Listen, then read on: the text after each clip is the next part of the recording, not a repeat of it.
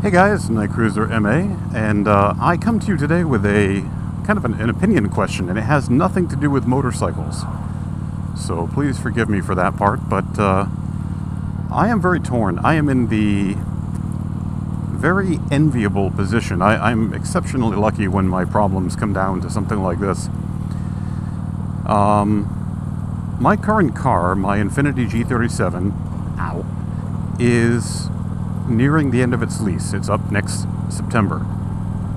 Not next September, that's actually next month is what I meant to say. So I have to kind of figure out if I want to turn it in. It's been 39 months. And I have to figure out if I want to turn it in and get... really, the car that interests me the most is the replacement for this car, which is the Infiniti Q50. And basically, my concern is that I really like the G37. I really like the car that I have, and this never happens to me, by the way. Usually, by the end of a lease, I am just like, get me out of this car. I am so bored with it. I'm so tired of it. But I'll tell you, this car is still a blast to drive. Now, that being said, there are some drawbacks. So number one, I would probably, when this lease is up, I'd have to, I could buy the car, and I would pay something like $400 a month for the car for the next 5 years, and that'd be done.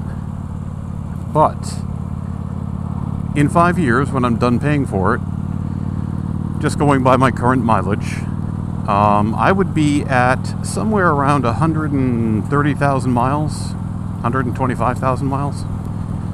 So I'd have an 8-year-old car, and it would have 130,000 miles on it.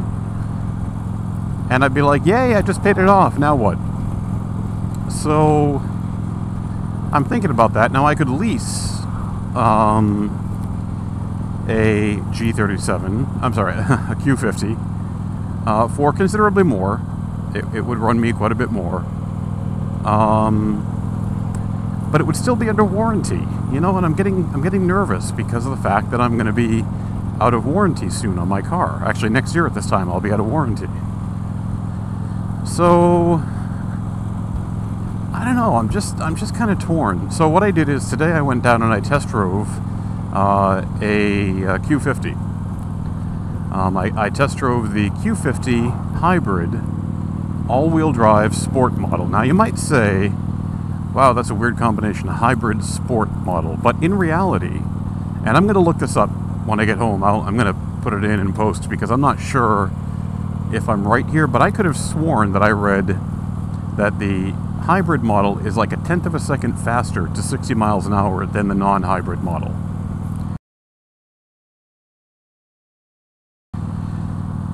And it's basically, it's a 3.5 liter engine instead of a 3.6, and it has an electric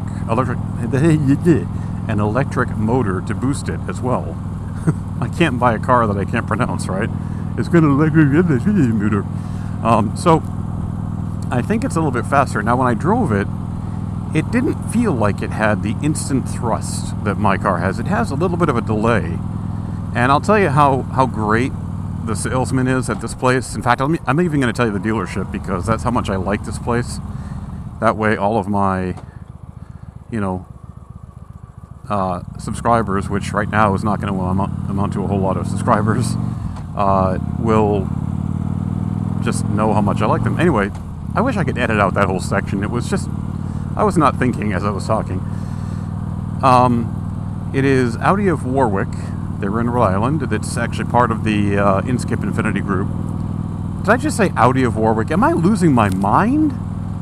Did I say Audi? Oh, crap. This whole vlog is just completely messed up. Inskip. No. Holy crap. What the hell's wrong with me? Infiniti of Warwick. I should not be driving or riding.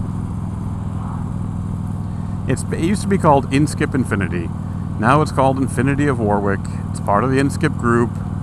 They're in Warwick, Rhode Island. I'm just going to edit out this whole freaking part. So anyway, went down, did a test drive with the salesman, and really liked it. Then I did a test drive without the salesman, and I liked it even more. The salesman was great. I have no complaints about him. He was great. And here's the honesty that I loved. I said, you know, when I hit the gas, there's a lag. You know, I hit the gas and it has to wait while the engine turns on. And he goes, yeah. He said, have you ever driven a hybrid before? I said, no, not really. He said, okay, well, just know that this sucks less than other ones. So I said, okay, I can appreciate that honesty. That's cool. So basically what I discovered is that once you actually get past the initial takeoff phase, it is pretty fast. It's pretty quick. It moves along nicely. And it does get about 4 or 5 miles per gallon better mileage than the non-hybrid. So, and the sport model has some goodies. It's got it has a G-force meter, basically, that tells you how many G's you're pulling around a corner, which is both good and bad, because you should be looking at the corner and not the G-force, but it's still cool to have. Anyway, so here's my question. A couple of questions. The first one is, which car... Now, I understand this is 2013, and I understand that one of these cars looks dated. I get that. But which car looks cooler? Which car looks nicer? Which car would you want to own more? Would you want to own this car, which is my current G37x? Or would you rather own this car, which is a new 2014 Infiniti Q50 with the sport package? I'm going to try to post those pictures with them both in black, because actually the other option that I'm really considering is this red color. I think that looks pretty cool. So I don't know. I'm really torn on the looks. A lot of people say the Q50 looks like a Hyundai Sonata, and I can see that. I can really see that. But you know, it also just happens to look really cool. It just looks a little bit less bulbous than a... Bulbous? Is it bulbous? It looks less bulbous than a Hyundai Sonata. It just looks meaner. And it drives really well. Now, the other thing about this, and here's the other question that I really want some opinions on. Can you guys picture, especially if you're over, say, the age of, I don't know, 30? This is a car with a steering wheel that has absolutely no connection to the wheels. Well, that's not true. It does have a connection to the wheel, but it's not engaged unless it's like an emergency situation. But it is completely detached, and it is done completely. It's just like fly-by-wire. It's just it's steer-by-wire, basically. So there's no physical connection between the steering wheel and the wheels, and that is a weird sensation. It wasn't bad. Don't get me wrong. It wasn't bad. It was different. It just felt different. But I'll tell you though, my G37 gives me some instant thrust. It's like this. You know, I can hit the gas on here, and I am moving along very, very quickly. The Q50 hybrid is sort of a...